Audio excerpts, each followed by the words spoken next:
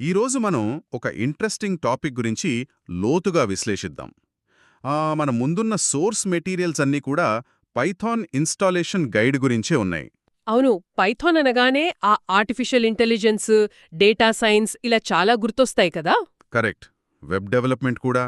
కానీ ఏంటంటే coding start చేద్దాం అనుకున్నప్పుడు చాలామంది ఆ తొలి మెట్టు దగ్గరే తడబడుతుంటారు. అంటే ఆ ఇన్స్టాలేషన్ దగ్గరే కదా!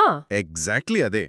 మొదటి లైన్ కోడ్ రాసే ముందే అసలు సిస్టంలో దాన్ని పక్కాగా ఎలా వెయ్యాలి, ఎందుకు వెయ్యాలో ఈరోజు డీప్ డైవ్ చేసి చూద్దాం.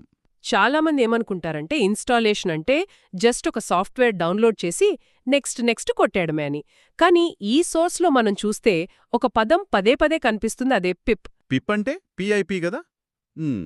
ఇది కొంచెం మొబైల్లో యాప్ స్టోర్ లాంటిదంటారా? కరెక్ట్గా చెప్పారు. పైథాన్కి ఇది యాప్ స్టోర్ లాంటిదే. మనం ఫ్యూచర్లో వాడే నంపై, పాండాస్ లాంటి ఎక్స్టర్నల్ లైబ్రరీస్ అన్నీ దీని ద్వారానే తెచ్చుకోవాలి. ఓకే. అంటే ఈ బేసిక్ ఇన్స్టలేషన్ సరిగ్గా జరిగితేనే ఆ పిప్ అనేది ఎర్రర్స్ లేకుండా పర్ఫెక్ట్గా పనిచేస్తుందన్నమాట. అవును.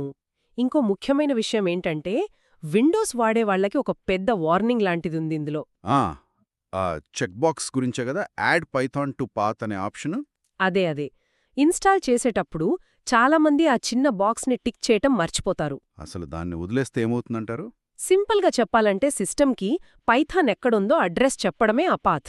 అది చేయకపోతే కమాండ్ ప్రాంప్ట్కి పైథాన్ అంటే ఏంటో ఎక్కడుందో అస్సలు తెలీదు. ఓహో. అప్పుడు మళ్ళీ మన లోపలికి వెళ్ళి ఎన్విరాన్మెంట్ వేరియబుల్స్ అని వెతుక్కుంటూ మాన్యువల్గా సెట్ చేయాలి. అవును. అది పెద్ద తలనొప్పి. ఇక మ్యాక్ లేదా లైనిక్స్ వాడేవాళ్ల పరిస్థితి ఇంకోలా ఉంటుంది. హ్మ్. వాళ్ళకి ముందే పైథాన్ ఉంటుందనే కదా మేం చదివాను. ఎగ్జాక్ట్లీ. ఆ సిస్టమ్స్లో ముందే ఉంటుంది, కానీ అది పాత వర్షన్ అయ్యుండొచ్చు, ముఖ్యంగా పైథాన్ 2 లాంటిది. అయితే ల్యాప్టాప్లో ముందే పైథాన్ ఉంది కదా అని డైరెక్ట్గా కోడింగ్ మొదలుపెట్టేయకూడదంటారా? అస్సలు చేయకూడదు. ఆ సిస్టమ్ పైథాన్ అనేది ఆ ఆపరేటింగ్ సిస్టమ్ తన సొంత పనుల కోసం వాడుకునేది. రైట్. సిస్టమ్ పనులకి మన పనులకి క్లాష్ రాకుండా python.org నుండి ఎప్పటికప్పుడు లేటెస్ట్ది డౌన్లోడ్ చేసుకోవాలి. అవును. అలాగే కమాండ్స్ ఇచ్చేటప్పుడు కూడా కేవలం పైథాన్ అని కాకుండా పైథాన్ 3 అని టైప్ చేయడం అలవాటు చేసుకోవాలి. ఇదొక మంచి పాయింట్.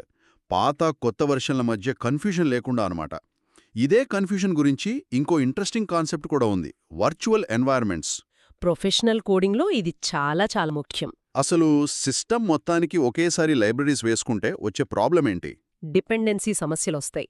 ఒక చిన్న ఉదాహరణ చెప్తాను. ఒక డెవలపర్ 2 వేరువేరు ప్రాజెక్ట్స్ చేస్తున్నారనుకోండి. ఓకే.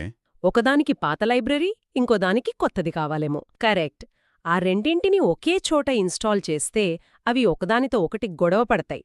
అందుకే వర్చువల్ ఎన్విరాన్మెంట్స్ వాడాలి. అంటే ప్రతి ప్రాజెక్ట్కి ఒక ప్రత్యేకమైన సేఫ్ జోన్ లాంటిది ఇస్తాయన్నమాట. ఎవరి టూల్స్ వాళ్ల గదిలోనే ఉంటాయి. అవును. ఒకే ఇంట్లో 2 వేరువేరు గదులు క్రియేట్ చేసినట్లు. దీనివల్ల ఎలాంటి కాన్ఫ్లిక్ట్స్ రావు. సూపర్. సో ఇన్స్టలేషన్ అయిపోయింది, వర్చువల్ ఎన్విరాన్మెంట్ కూడా సెట్ చేశాం. నెక్స్ట్ అడుగేంటి? విఎస్ కోడ్ లేదా పైచామ్ లాంటి ఒక మంచి కోడ్ ఎడిటర్ డౌన్లోడ్ చేసుకోవాలి. అందులో ఆ hello.py అని ఫైల్ క్రియేట్ చేసి ప్రింట్ హెలో వరల్డ్ అని రన్ చేయడంతో అసలు జర్నీ స్టార్ట్ అవుతుంది. అవును. అయితే ఇదంతా నేర్చుకునేటప్పుడు సరైన గైడెన్స్ కూడా ఉంటే బావుంటుంది కదా! ఈ సోర్స్ మెటీరియల్ చివర్లో దీని గురించి ఒక ప్రస్తావన ఉంది. నరేష్ ఐటీ వాళ్ల గురించి కదా? అవును. వాళ్ళు ఆన్లైన్ లెర్నింగ్ ద్వారా నిపుణులైన ఫ్యాకల్టీతో పాటు అనుకూలమైన సమయాల్లో 24 గంటలు సపోర్ట్ ఇస్తారని డాక్యుమెంట్లో ఉంది. రైట్. ఎలాంటి పక్షపాతం లేకుండా సోర్సులో ఉన్న సమాచారాన్ని ఉన్నది ఉన్నట్లుగా చూస్తే వాళ్ల దగ్గర ఈ ట్రైనింగ్ ఆప్షన్స్ ఉన్నాయని మనం అర్థం చేసుకోవచ్చు. కరెక్ట్.